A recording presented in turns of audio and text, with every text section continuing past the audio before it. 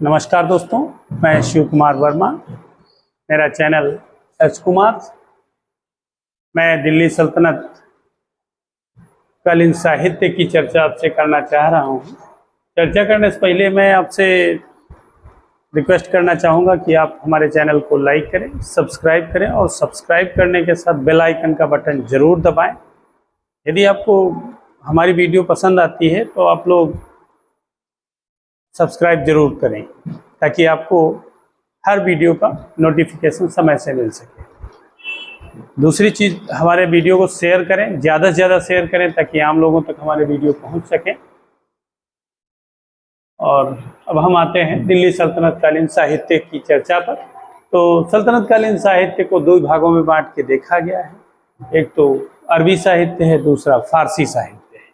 ये फारसी साहित्य है और ये अरबी साहित्य। तो अरबी साहित्य और फारसी साहित्य में इसलिए बांटा गया क्योंकि ये अरबी भाषा में लिखी गई। जो लोग अरब से आए थे और उसी समय लिखना स्टार्ट किए, जिनको अरबी आती थी, उन्होंने अरबी में लिखा। फिर फारसी साहित्य का विकास हो गया था फारसी भाषा का भारत में, और फिर फारसी साहित्य यहाँ चलने लगा था। तो अरबी साहित्य में सबसे पहले हम चचनामा की बात करेंगे। इसमें सिंध का इतिहास है, चच वंश का, चाच वंश का। ठीक, राजा दाहिर चाच वंश के ही थे और अली अहमद इसके रचनाकार हैं इस पुस्तक। यानी सिंध की चर्चा या सिंध में ब्राह्मण वंश की चर्चा चचनामा में है। और ब्राह्मण वंश के संस्थापक चच या चाच थे और इनका बेटा राजा दाहिर था, जिसके समय में सिंध ध्वस्त हो गया था। ठीक, 712 ईस्वी में।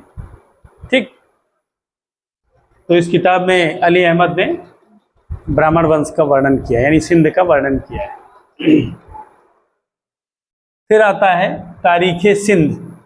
ये मीर मोहम्मद मासूम की किताब है। ठीक, ये तारीख सिंध को तारीख मासूमी भी कहते हैं। तारीख सिंध को तारीख मासूमी भी कहते हैं। और ये पुस्तक है मीर मोहम्मद मासूम की। इसमें मोहम्मद बिन कासिम जो था, जिसने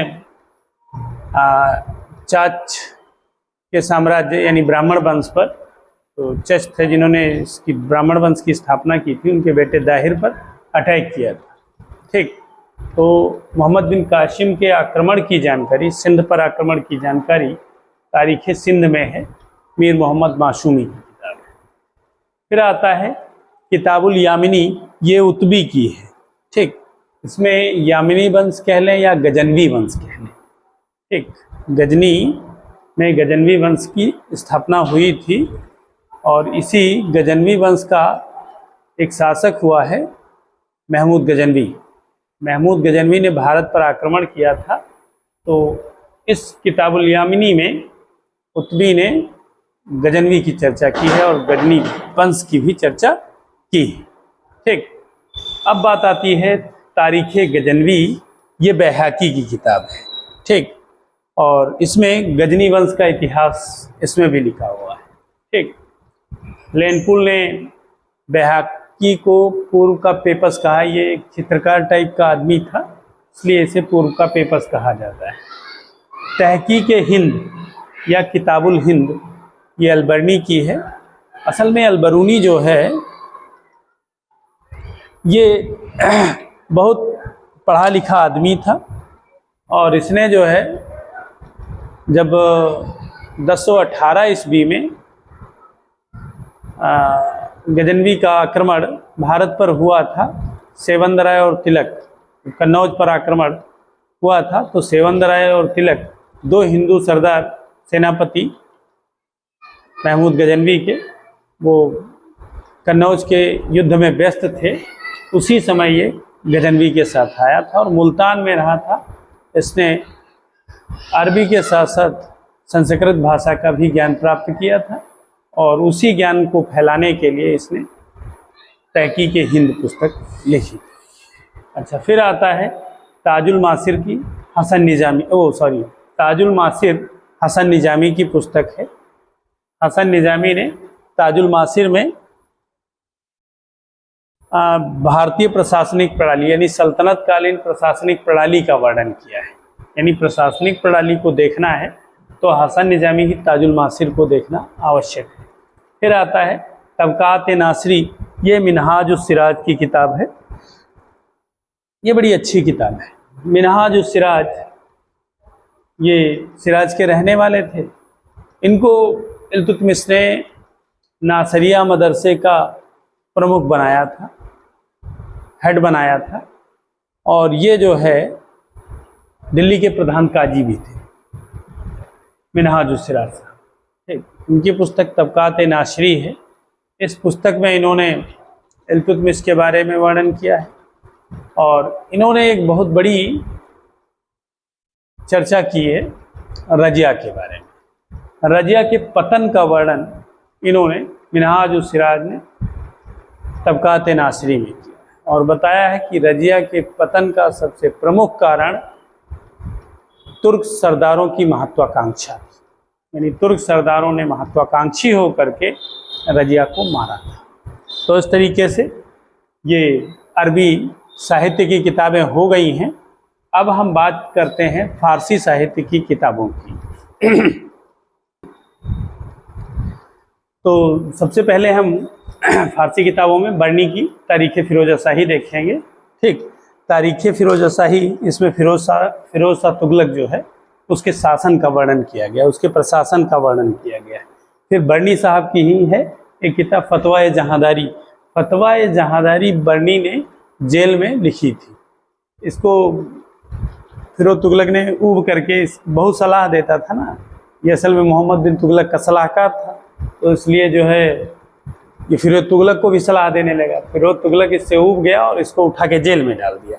जब जेल में डाल दिया तो इसने जो है फतवाए जहांदारी जेल में लिखी थी। ये इसके सुधारों का, फ़िरोज़ तुगलक के सुधारों का वर्णन करती है। हालांकि किताब में उसके बारे में बुराई ना लिखी गई है, लेकिन मजबूर होकर के उसने इसके कार्यों से बहुत परेशान हो गया था, इसलिए उसने जो है इसे जेल में डाला फ़िरोज़ तुगलक ने। फिर उसके बाद आती है फतूह सलातिनी। ये किताब 13वीं सदी में चरखे का वर्णन करने वाली पहली किताब है। यानी पहली बार चरखे का वर्णन इस किताब में किया गया है। ठीक, असल में कमीन और महीन कपड़ा बनता था। महीन रेशमी कपड़ा होता था और कमीन जो है मोटा कपड़ा होता था। तो कमीन कपड़ा जो है वो चरखे से बनता था और महीन कपड़ा तकली से बनता था। ठीक, तो इसमें बताया गया है 13वीं सदी वस्त्र क्रांति की सदी। अब बात करते रहला की। रहला जो है ये इब्न बतूता की पुस्तक है। ठीक, इब्न बतूता मोरक्को का निवासी था। ये मोहम्मद बिन तुगलक के काल में आया था।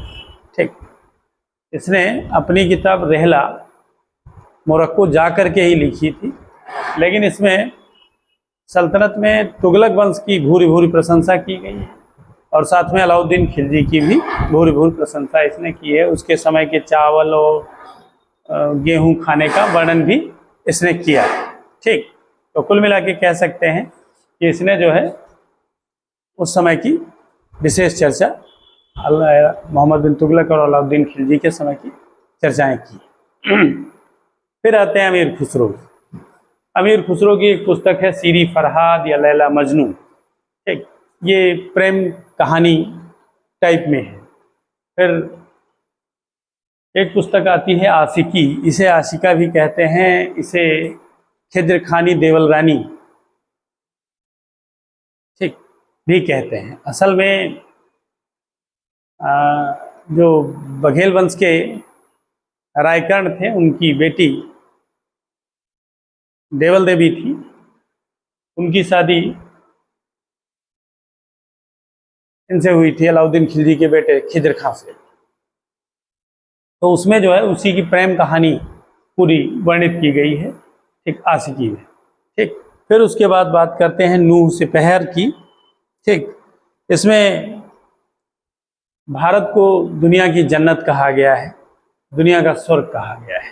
ठीक, तो अमीर खुसरो साहब कहते हैं कि गर बरुए फिरदौस जमीनस्त हमीनस्त हमीनस्त। संसार में यदि कहीं स्वर्ग है तो भारत में ही, यानी यही हिंदुस्तान में ही।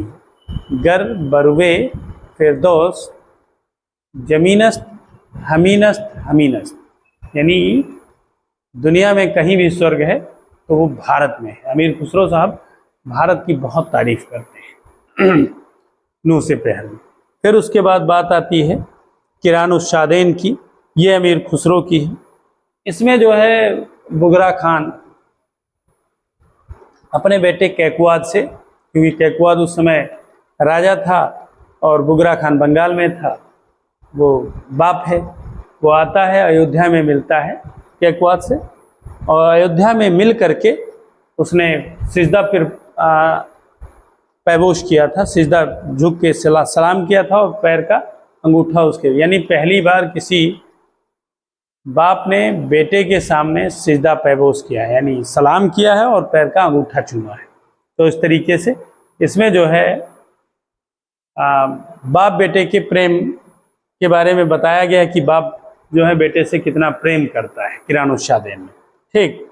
और बाप जो है बेटे को बताता है कि बेटा शराब और शबाब से दूर रहना ये सेहत के लिए बहुत हानिकारक है। इसी को मान करके किरानुशादैन में वर्णन किया है अमीर खुसरो ने, और उसने अपने पिता का कहना माना और कहना मान करके शराब और शबाब सब छोड़ दिया, और इसी कारण जो है कैकवाद को लकवा मार गया था, ठीक। फिर उसके बाद आता है खजाइनुल फतूह, ये अलाउद्दीन खिलजी के 15 वर्षों के शासन का वर्णन करती है, और इसमें जो है चित्तौड़ अभियान की जानकारी दी गई है खजाइनुल फतूह में, क्योंकि चित्तौड़ अभियान पर स्वयं अमीर खुसरो गए हुए थे, इसलिए इसमें जो है चित्तौड़ अभियान की चर्चा है। फिर आता है मिफ्ताहुल फतूह, इसमें जो है मलिक छज्जू की बगावत का वर्णन किया गया। जलालुद्दीन के समय, ठीक, बलवन के भतीजे मलिक छज्जू ने बगावत कर दी थी, तो मलिक छज्जू की बगावत का वर्णन मिफ्ताहुल फतूह में किया गया है। फिर तुगलकनामा, ये अमीर खुसरो की अंतिम किताब है, ठीक। इसमें गयासुद्दीन तुगलक और निजामुद्दीन औलिया, गयासुद्दीन तुगलक मोहम्मद बिन तुगलक के पिताजी जो थे, और निजामुद्दीन औलिया जो सूफी संत थे, इनके गुरु भी थे अमीर खुसरो के, उनके मध्य विवाद का वर्णन किया गया है।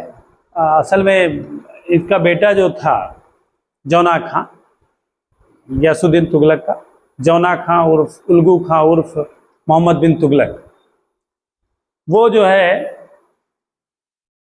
औलिया का शिष्य बन गया था।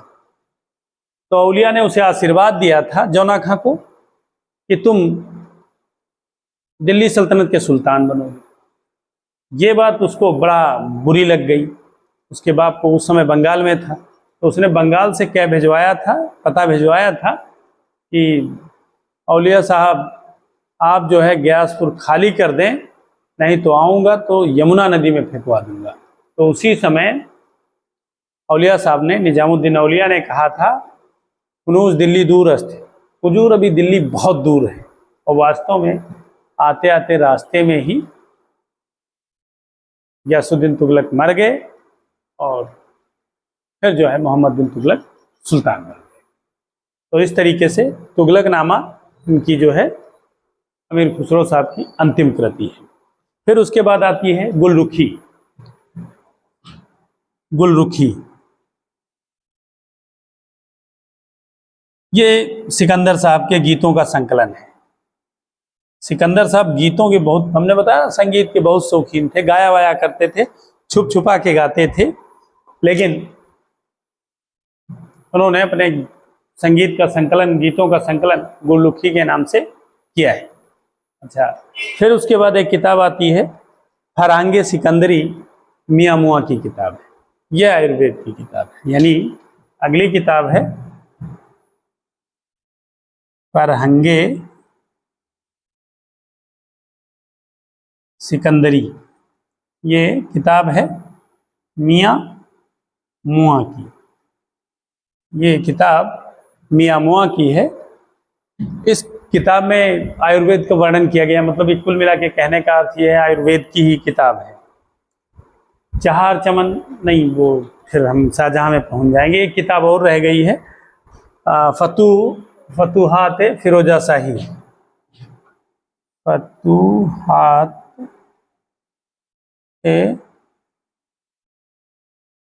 फिरोज शाही, ये फिरोज शाह तुगलक की है। इसके बारे में हम बताना भूल गए थे। फिरोज तुगलक की किताब है फतूहात फिरोजा शाही। इसकी विजयों का वर्णन किया गया है। ये फिरोज शाह तुगलक ने बताते हैं स्वयं लिखा था।